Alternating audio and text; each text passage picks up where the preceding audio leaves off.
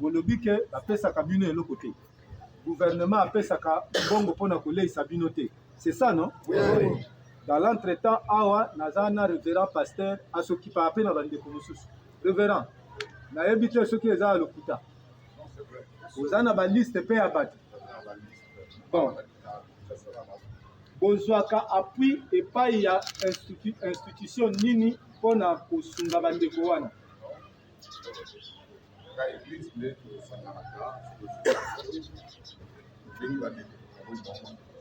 Donc, seule l'église ezali koya en appui epai ya badéplacé oyo baza na Kinshasa. Mais gouvernement atikali koya koleisa bino te. Eza bongo, hein? Oui. Mais le grand problème est que bino pe boza na besoin bato baleisa bino na Kinshasa. Oui. Problème na bino eza nde bozonga epa na bino. Oui. Eza boye te. Oui. Problème eza bosala nini? Tozonga. Lelo tokutani awa. Nayokaki, nalandaki, nakanisi bino pe bolandaki. Gouverneur ya province amemaki délégation epai ya ba vice premier ministre mibali. Oyo intérieur na oyo ya défense. Bolandaki yango, bolandaki yango. Avant bango kokende masolo, ba associaki bino po bayeba makambo na bino eza nini? Non.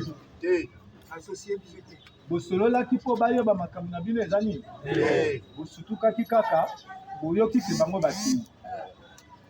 Ngai pe na komona yango mabe te. Mpo na nga na sepeli. Mais eloko tozolukaka likambo bo moko. Solution ezwama. Bato nyonso oyo baza kuna bazosala mobulu balibere espace ya bateke bakolo mboka bazonga na bamboka na bango. Eza bongo te? Oui. Alors, pour l'instant, bino pe bosengeli na tour na bino bokende komona ye vice premier ministre. Et au besoin vice premier ministre te. Ko eza ici makambo ya kosenga na bango te, eza makambo to luka c'est pas ya mokonzi ya mboka. Oyokani? Soki réellement président Tshisekedi azoconsidéré que aza président ya Congo Mobimba, aza obligé ayamba pe bino badéplacé oyo surtout bachef pour que ayoka makambo eza epa na bino. Eza boye te? Ce n'est pas normal que batu oyo batu na yo oza kokamba balongwa na bandako na bango bakomi kolala na babalabala et que mokonzi ayeba esika bango baza te. Eza normal te. Nasala déjà demande eza na bureau ya président. Mais kokamwa ke bazoyanola te, mais baza koyamba bato mosusu na ndenge moko on dirait likambo yango eza likambo ya pete.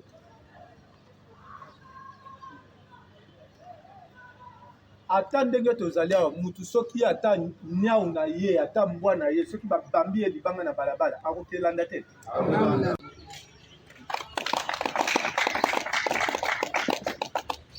Bon.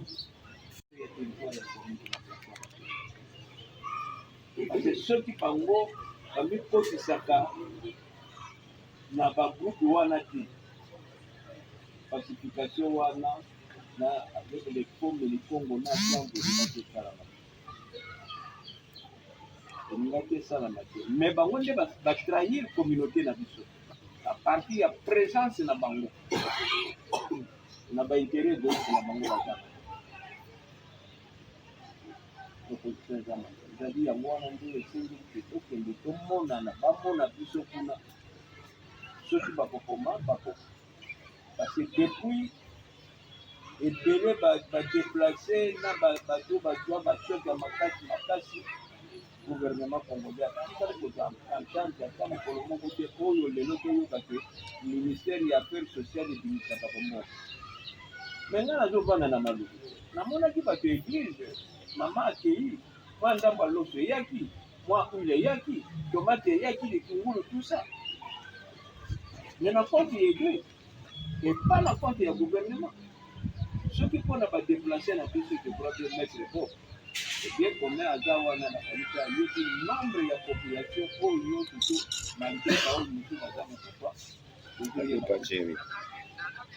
okoki mpe kosala bozoba teke na moma oyo moto alobaki ngo nazongi na mboka parce ose teke bango bazalaki na forme na bango oyo ya liboso toyaki kokimela forme mpe ezalaki nde oyo ezopesa bango ndingisake non tokenda kotia batie mpe kini ekoti bokende me kaka na mpe yango ekoti ezali lokola moto azokota na ndako makolo na ndako motu libanda me okoti na ndako te bazongeli lisusu eyeba misusu kutu bake kozwa baksida ya kufa mpe yango ekoti engani ewuti kozala tombe 6 ou 4 à 5 jours mayala kuna mpe yango ekoti waka aloba ndeko na biso batrahir biso bake kutime te batrahir biso oyo tokoki kobenga ngai je le dis à haute voix ce sont des fautes coutumiers parce que ntango ozozwa bokonzi ikozala nanu na bolingo ya mabele na yo na population na yo po bango baza kotambola na bango me batikala koya kopesa biso reportage teke non tala ndenge tozotambola na bato wana ezali boye basalaka boye me baza na barealité oyo bango bayebi me suite na bamwa bamiete ya mbongo bango bapesaka bango parce kuna eza église alleluya amen basera si atei yo kolanda nde ntango ya koloba alleluya yo olobi amen oyoka te basera tali ye église na bango bazote batikala kopesa biso rapport teke epai tokendeke tomoni kimi ekoti tozali boye tozali alo mpo na biso ndenge ndeko wana tu toza na considération na bango ndenge bayaka bakopi na suwe na biso mwana ya plateau tokobongisa bakili na biso tokokunda bamfumu na bango na bato wana bakoka kozala te baza batraitre eza na chef coutumier teke moko te oyo oyoki bazokende na ibali wana me esengelaki bazwa babalenere na population bongo yo mfumu kuna ozokende esika bayaka bazali basaya bazala bacharge bakombo bamboka batia bafumu yo olobi ke na kei bazokenda kotika ngai mwasi otiki na ndako otiki na Kinshasa population otiki na Kinshasa bakende ki touriste batambolaki nzela ya axe routier natikala komona mfumu moko te e atikali kotika au plus ne azokenda kotika parafo epuis bachef coutumier oyo ye aza kobenga nanu soit disant ye okenda kotia kapita ye aza nani na mabela bate akenda kotia bakapita ati bakapita wana po ntango olobi mpe ekoti population teke ntango bakokende ntango bakokoma kuna alors ils sont mieux placés mpona koagrese population nakanisi ndeko ko koyoka motuna wana ndenge yango ezongeli yo mpona makambo otuni mpona bandeko bachefu wana non mbongo bango bazokenda kozwa kuna mwa ba $100 $50 batikala koya kopesa communauté teke te bamosusu bakende na mbongo bakiti bango na kando wana na bagikuta personne edimo me mpona lelo na conclure me aye kopesa merci okotie kimi na beforum. Le problème est que les chefs ainsi que les populations ont un seul objectif: rentrer chez eux.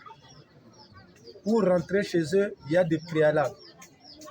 Le gouvernement doit être responsable. Il doit sortir tous ces assaillants qui sont dans leur village et dans leur forêt. On ne peut pas donner l'impression que tout va bien et vous leur demander de rentrer. Je le résume en ceci.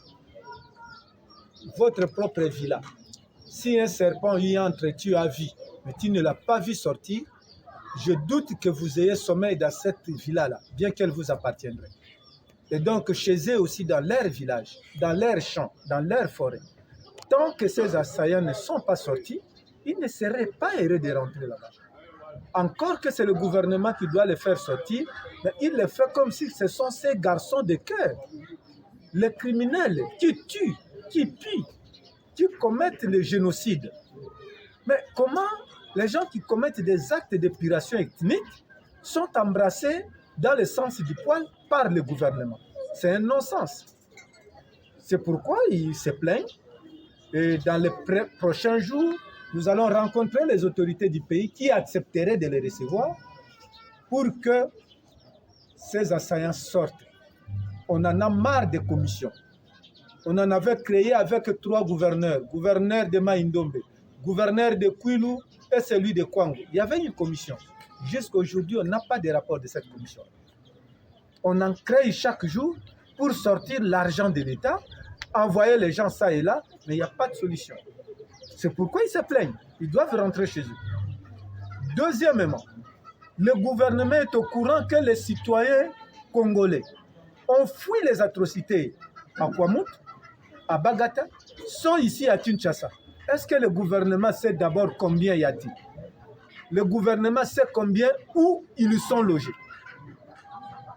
Pour ça, je félicite la communauté Téké. C'est une communauté intègre. Les gens avec forte personnalité. Parce que vous ne les voyez pas à travers le riz en train de commander, en train de faire n'importe quoi. Mais ils sont en train de souffrir. Et le gouvernement doit être responsable. Je crois que si c'était le frère du président, il aurait fait quelque chose. Alors il faut attendre que Mouteke devienne président pour qu'on prenne en charge les problèmes de Téké.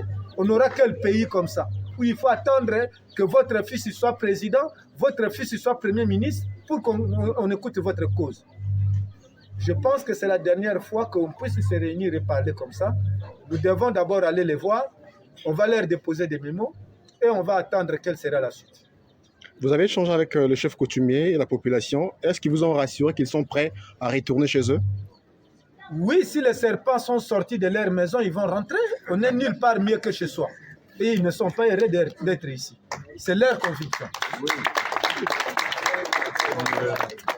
Monsieur, mon lingala est très imparfait, mais j'ai pu comprendre un peu des chefs ou quelques-uns qui parlaient de faire contre-attaque. Et j'ai entendu le mot vengeance plusieurs fois. Vous pouvez résumer sur ça? Est-ce qu'il y a une idée d'utiliser la violence pour chasser? L'idée de vengeance n'est pas là.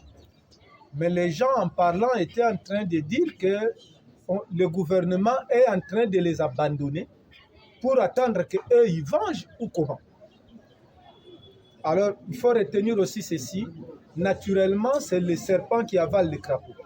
Si vous voyez le crapaud sans venin commencer à mordre un serpent, c'est qu'il a été trop embêté. Si ces expressions-là sortent, c'est parce que les gens trouvent qu'ils sont abandonnés par un gouvernement censé les protéger. Un gouvernement ne peut pas encourager l'épuration ethnique. C'est du génocide.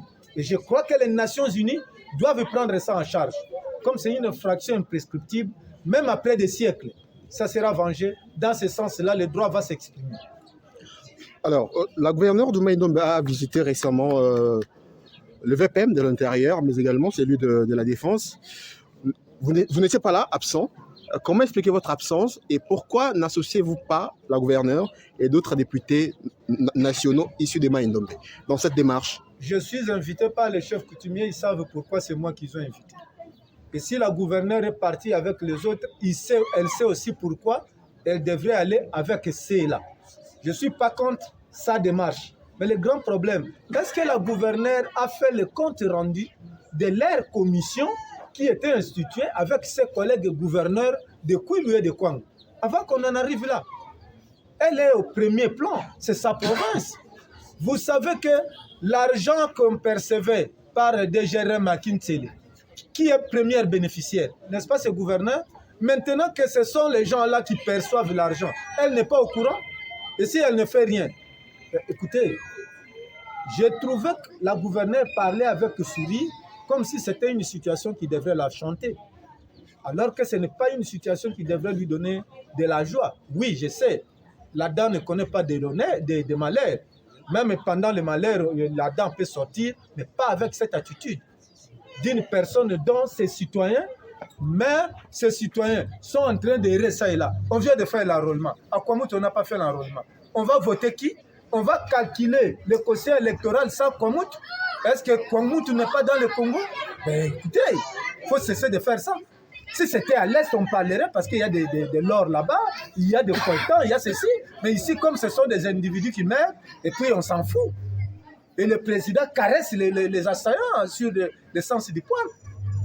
Depuis que ces histoires existent, avez-vous vu le président de la République recevoir les victimes? Mais chaque fois, on le voit recevoir les complices. Donc, pour ça, la gouverneure n'a qu'à faire son travail. Je l'encourage. Et si par leur voix, on ramène la paix, nous allons dire bravo. Mais si ça ne vient pas, notre démarche est que l'État doit être responsable. Le gouvernement doit arrêter les gens. Même la commission qui vient de faire là, je sais que l'armée est en train de recruter des militaires. Mais on sort l'argent pour aller prendre les volontaires qui veulent aller dans l'armée et après on va venir tromper les gens ici que ce sont des assaillants qu'on a récupérés. On doit cesser. Quand les tueurs sont arrêtés, on doit les envoyer en justice. Mais si on doit prendre les tueurs, on les envoie à l'armée pour les habiller, mais vous voulez qu'ils trouvent protection et venir exterminer les téquets. Ce n'est pas normal. Donc la gouverneure n'a qu'à faire son travail, mais nous on va faire le nôtre. L'objectif, c'est de contraindre le gouvernement. Ici, on ne va plus négocier avec le gouvernement. On doit contraindre le gouvernement à imposer la paix. S'il ne le fait pas, alors ce sont les Nations Unies qui le feront. Merci.